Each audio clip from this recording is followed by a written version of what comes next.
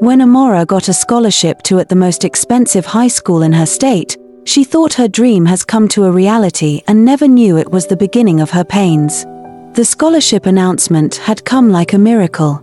Bright High, the most prestigious and expensive school in the state, was offering a full scholarship to one student from a low-income household.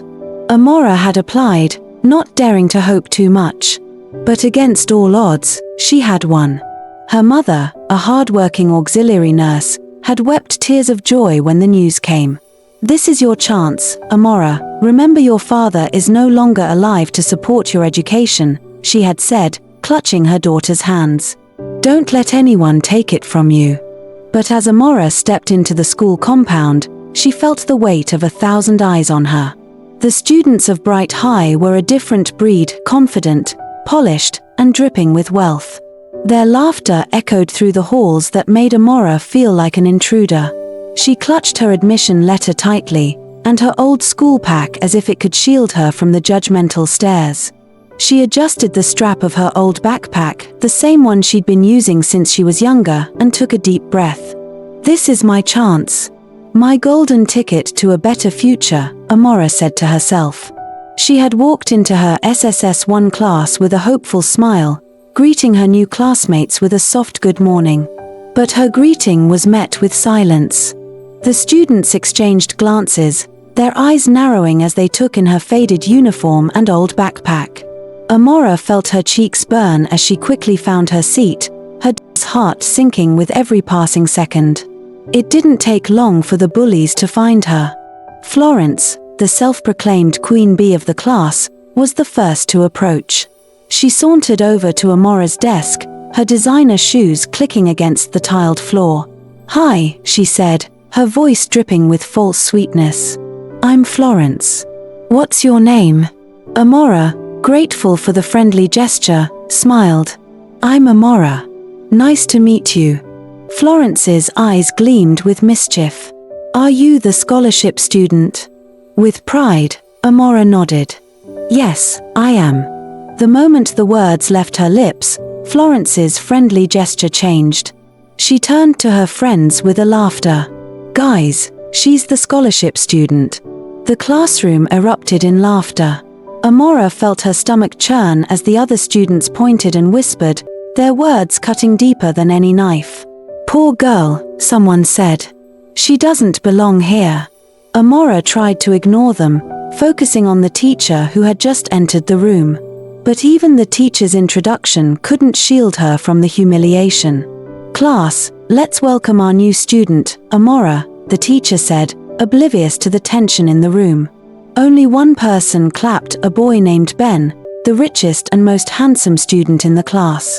His applause was hesitant, but it was enough to draw the anger of Florence and her gang. Amara caught his eye and mouthed a silent thank you, but the damage had already been done. The bullying escalated quickly. One afternoon, as Amara was leaving the classroom, Florence and her gang cornered her. "Hey, scholarship girl," Florence sneered. "We have a little initiation for new students. Come with us." Amara hesitated, her instincts were telling her to run. But before she could react, the girls grabbed her arms and dragged her to the back of the school, where a stagnant pool of water was behind the classrooms. The smell was nauseating, a mix of rotting leaves and stagnant mud. "Welcome to Bright High," Florence said, her voice was cold. Before Amara could protest, the girls pushed her into the water.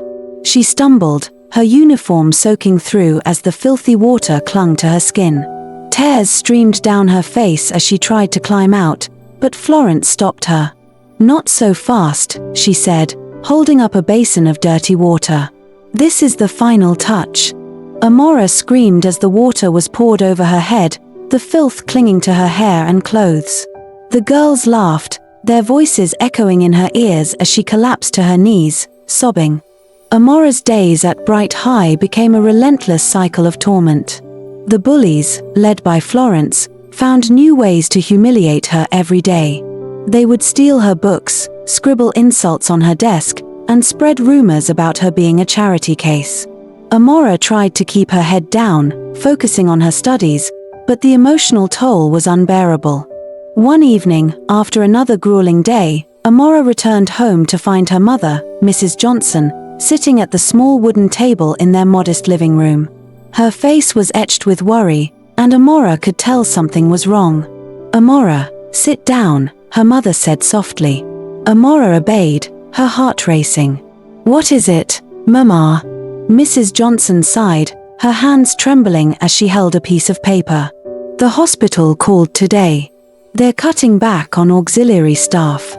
I might lose my job." Amara felt as though the ground had been ripped out from under her. Her mother's job was their only source of income. Without it, they would lose everything. "What are we going to do?" Amara whispered, tears welling up in her eyes. Her mother reached out and took her hand. "We'll find a way, my dear. We always do. But you must promise me something." "What?" "Promise me you'll keep fighting. No matter what happens, don't let anyone take your dreams away from you." Amara nodded, her resolve hardening. She would not let her mother down. Florence and her gang repeated what they did to her the previous day. Amara was walking to the back of the school to retrieve a book she had left in the classroom when Florence and her gang ambushed her. "Look who's here," Florence sneered, blocking Amara's path. "The scholarship girl thinks she's too good for us." Amara tried to walk past them, but one of the girls shoved her hard, causing her to stumble. Before she could regain her balance, they grabbed her arms and dragged her toward the stagnant pool of water behind the classrooms. "Let me go," Amara screamed, struggling against their grip. But the girls were stronger, their laughter echoing in her ears as they pushed her into the filthy water. Amara gasped as the cold, murky water soaked through her uniform. She tried to stand, but Florence held her down. "This is where you belong," Florence said, her voice dripping with malice. She picked up a basin of dirty water and poured it over Amara's head, the filth clinging to her hair and skin. Amara choked back tears, her body trembling with anger and humiliation. She wanted to scream, to fight back, but she felt paralyzed. As the girls walked away, laughing, Amara sat in the stagnant water, her fists clenched. This was the moment she realized she couldn't keep silent anymore. The next day, Amara walked into school with a newfound determination. She had spent the night thinking about her mother's words and the pain she had endured. She was done being a victim. During lunch, Florence and her gang approached her table, their usual smirks plastered on their faces. "What's that smell?" Florence said, pretending to gag. "Oh, it's the scholarship girl. Did you forget to take a bath?" Amara stood up, her eyes was blazing. "If you have a problem with me, say it to my face. But don't you dare touch me again." The cafeteria fell silent as students turned to watch the confrontation. Florence looked taken aback, but she quickly recovered. "Or what?" she challenged, stepping closer. Amara didn't flinch. "Or you'll regret it." For a moment, it seemed like Florence would back down. But then she raised her hand to slap Amara. Amara caught her wrist midair, her grip was firm. "I'm not afraid of you anymore," she said, her voice steady. Florence yanked her hand away, her face was red with anger. "You'll pay for this," she hissed before storming off. Amara sat down back, her heart pounding. She had stood up to her bullies for the first time, and it felt empowering. Amara's act of defiance didn't go unnoticed. Ben, who had been quietly observing her from afar, approached her after school. "That was brave," he said, falling into step beside her. Amara glanced at him, surprised. "Thanks. I'm just tired of being pushed around." Ben nodded. "I get it. But you should know. Florence isn't going to let this go. She's not used to people standing up to her." Amara sighed. "I know. But I can't keep running." Ben hesitated before speaking again. "If you ever need help, let me know. I've got your back." Amara looked at him, gratitude shining in her eyes. "Thank you, Ben. That means a lot." Florence's retaliation came swiftly. A few days later, Amara found her locker vandalized, the word poor scrawled across it in bold letters. Her books were missing, and her uniform had been torn to shreds. Amara felt a surge of anger, but she refused to let it break her. Instead, she reported the incident to the school authorities, demanding action. To her surprise, the principal took her seriously. "This kind of behavior will not be tolerated," he said, his voice stern. "We'll investigate and take appropriate measures." But Amara knew it wouldn't be enough. The bullies would find another way to hurt her. She needed a plan. Amara decided to fight back in a way the bullies wouldn't expect. She began documenting every incident of bullying, taking photos and recording conversations. She also reached out to other students who had been targeted, forming a small support group. Together, they compiled evidence of the bullying and presented it to the school board. The board was pressured by the mounting evidence and launched a full investigation. Florence and her gang were called in for questioning, and for the first time, they looked nervous. The investigation revealed the extent of the bullying at Bright High. Florence and her gang were suspended, and the school implemented strict anti-bullying policies. Amara felt a sense of victory, but she knew the fight wasn't over. She continued to advocate for change, speaking at school assemblies and sharing her story with local media. Her courage inspired others to stand up against bullying, and soon, Bright High became a model for anti-bullying initiatives. The suspension of Florence and her gang sent shockwaves through the school. For the first time, the school's elite felt the weight of accountability. But while Amara had won a significant battle, the war was far from over. Florence's absence created a power vacuum, and new cliques began to form. Some students admired Amara's courage, while others resented her for disrupting the status quo. The whispers and sideways glances continued, but Amara refused to let them deter her. One afternoon, as Amara was leaving the library, she noticed a group of students huddled near the lockers. They were whispering furiously, their eyes darting in her direction. Amara's stomach churned, but she held her head high and walked past them. "Hey, Amara," a voice called out. She turned to see a girl named Kyoma, one of the students who had been bullied by Florence's gang. Kyoma had always been quiet, but there was a newfound confidence in her demeanor. "I just wanted to say, thank you," Kyoma said, her voice trembling slightly. "What you did, it gave me the courage to stand up for myself." Amara smiled, her heart swelling with pride. "You don't have to thank me. We're in this together." Kyoma nodded, her eyes shining with gratitude. "If you ever need anything, let me know." Amara felt a glimmer of hope. Maybe, just maybe, things were starting to change. But not everyone was ready to let go of the past. A few days later, Amara received an anonymous note in her locker. The words sent a chill down her spine. Amara knew Florence's suspension was only temporary, and she couldn't shake the feeling that her tormentor was behind the note. She showed the note to Ben, who frowned as he read it. "This is serious," he said, his voice low. "We need to be careful." Amara nodded, her mind racing.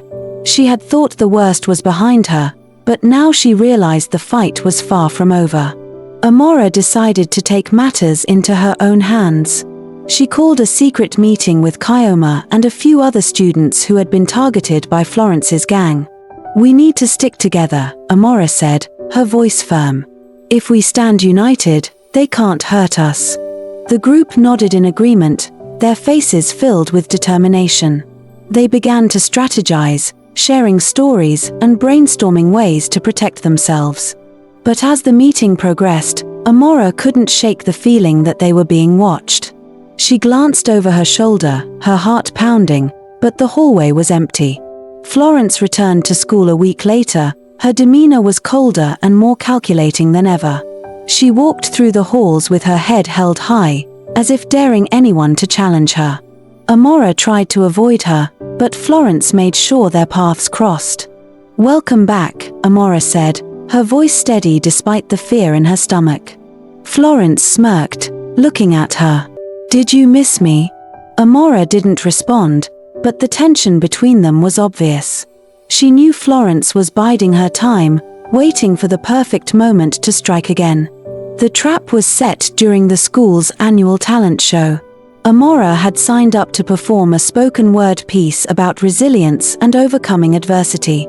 She had poured her heart into the performance, hoping to inspire others.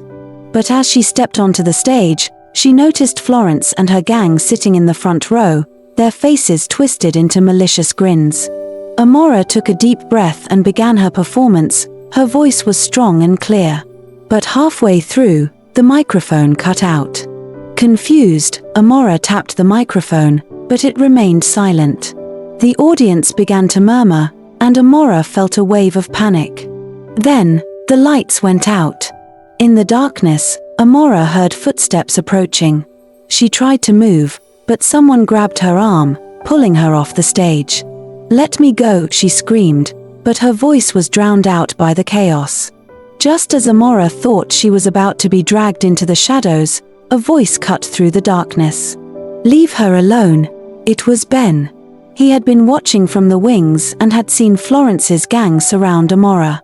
Without hesitation, he rushed to her aid. His presence was enough to scare off the bullies. Amara collapsed into his arms, trembling with fear and relief. "Are you okay?" Ben asked, his voice filled with concern. Amara nodded, tears streaming down her face. "Thank you," she whispered. The incident at the talent show was the final straw. Amara knew she couldn't keep fighting alone. She decided to take her story public, sharing her experiences with the local media and calling for stricter anti-bullying measures. Her bravery sparked a movement, with students and parents alike demanding change. The school board was pressured by the outcry and had no option than to implement new policies to protect students and hold bullies accountable for their actions. The school board launched a full-scale investigation. Security footage revealed Florence and her gang tampering with the sound system and lights, confirming their involvement in the attack on Amara. Florence and her gang were expelled, and Amara finally felt a sense of peace for the first time. Florence's expulsion was inevitable, but her departure left a void that was quickly filled by a new group of bullies. This time, however, Amara was not alone. The support group she had formed with Kyoma and others had grown stronger, and they were determined to protect each other. One evening, as Amara and Kyoma walked home together, Kyoma broke the silence. "Do you think it's really over?" she asked, her voice tinged with uncertainty. Amara sighed, her mind racing with thoughts of the anonymous note and the lingering tension at school.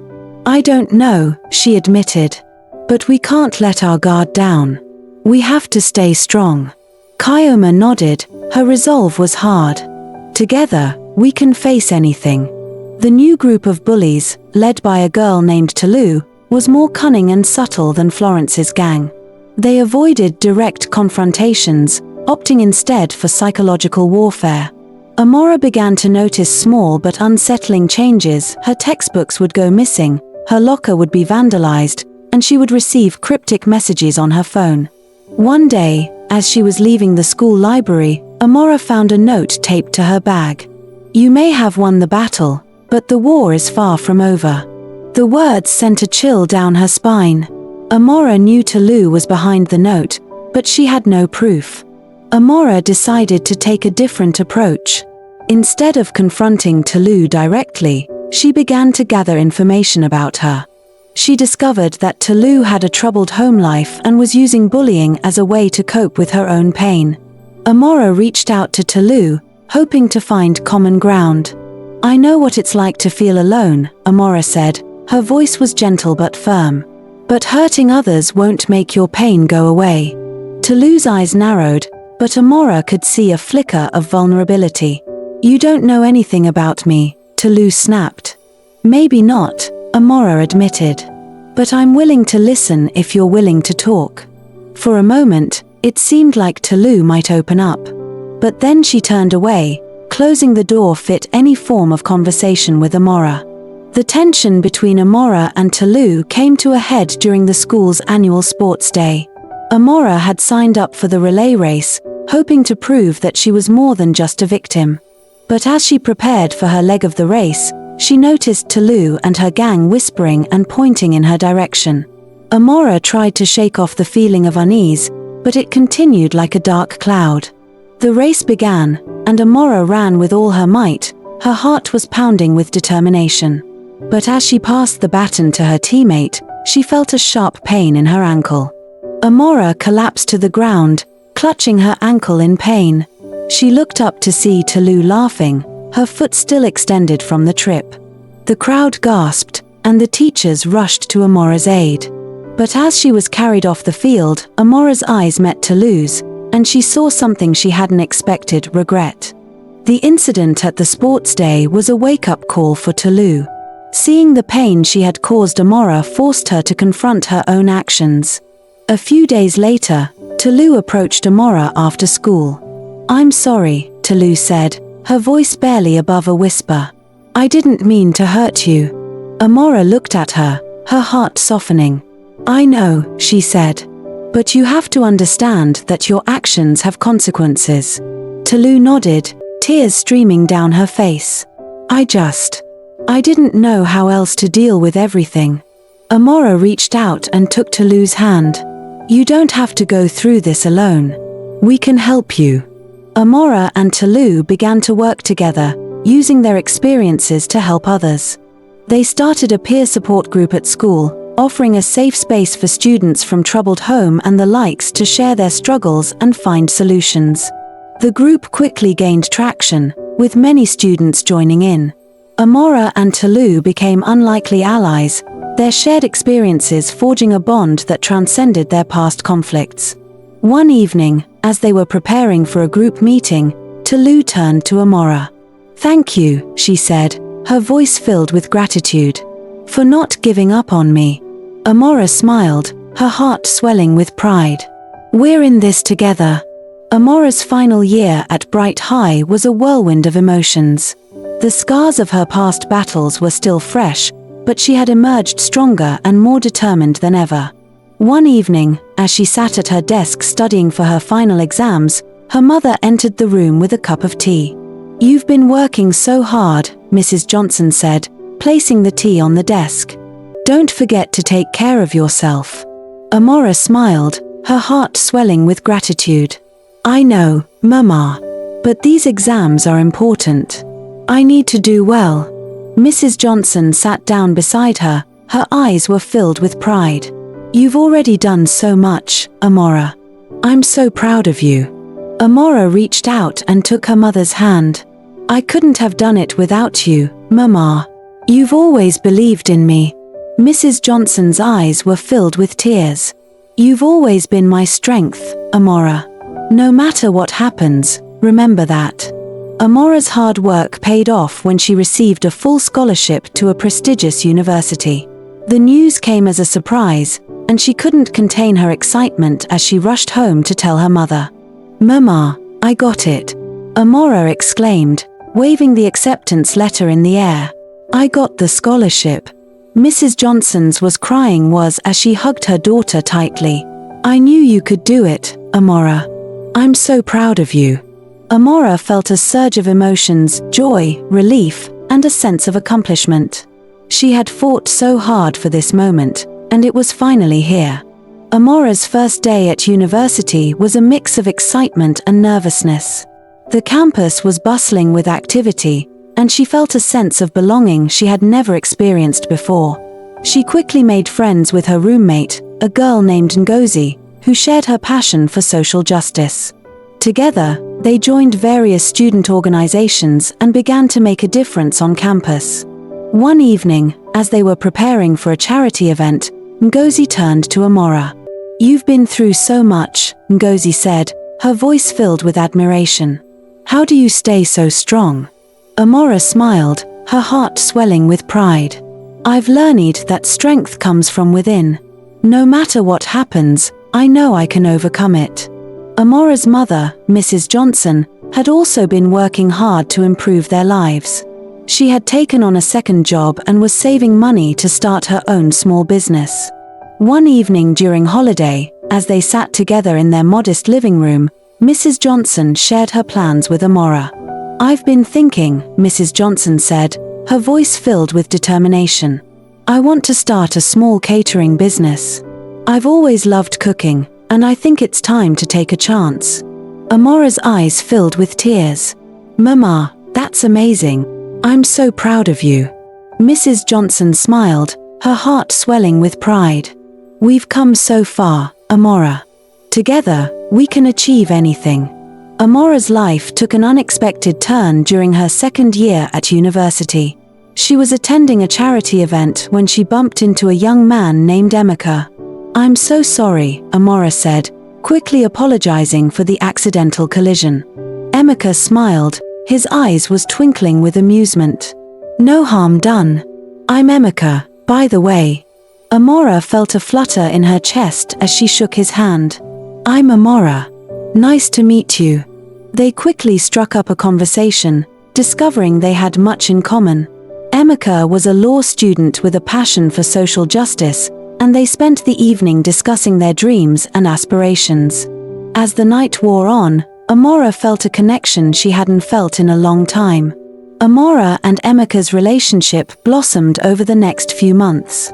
They spent countless hours together, exploring the city, attending events, and supporting each other's endeavors. One evening, as they sat by the river watching the sunset, Chike turned to Amara. "You've changed my life, Amara," Emeka said, his voice filled with emotion. "I can't imagine my life without you." Amara felt a surge of emotions, joy, love, and a sense of belonging. "You've changed my life too, Emeka. I'm so grateful to have you in my life." Amaraka graduated as the best student in her department, and Emeka also graduated as one of the best students. They got their dream jobs and life was moving fine for them. Emeka's proposal came on a warm summer evening. They were attending a charity gala, and as the night drew to a close, Emeka got down on one knee. "Amara, you've brought so much joy and love into my life," Emeka said, his voice trembling with emotion. "Will you marry me?"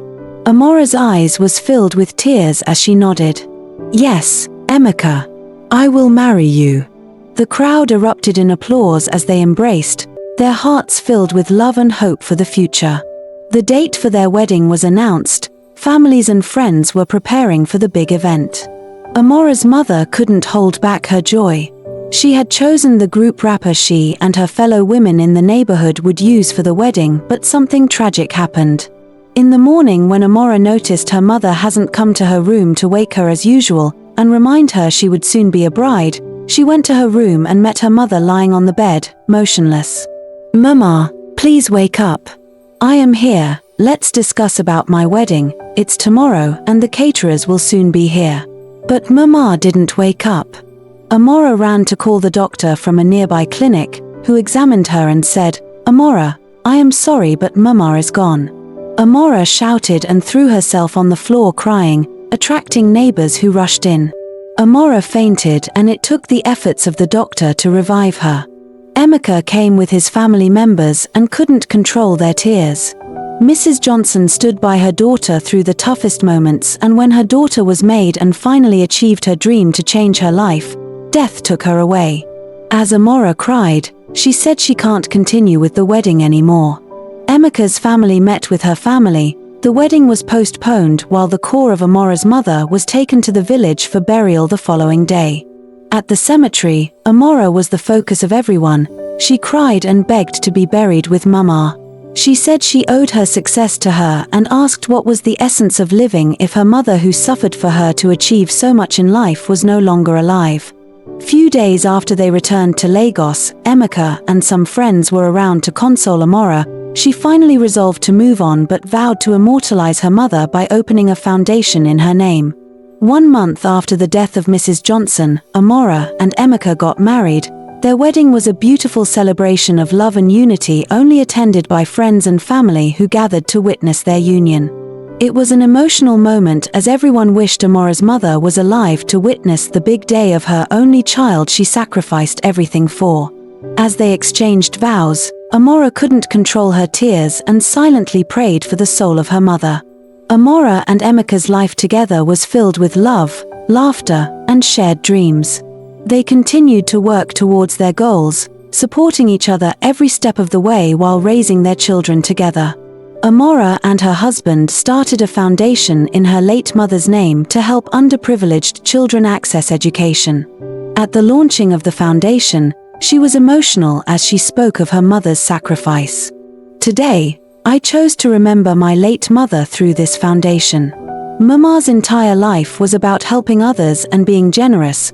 I and my husband will be managing this foundation and helping the less privileged.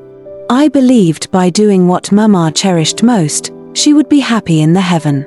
Mama lived her life for me and sacrificed everything to make me who I am today. May your soul continue to rest in peace, Mama.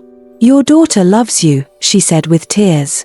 If you like this story, comment, like, share and subscribe to our channel for more interesting stories.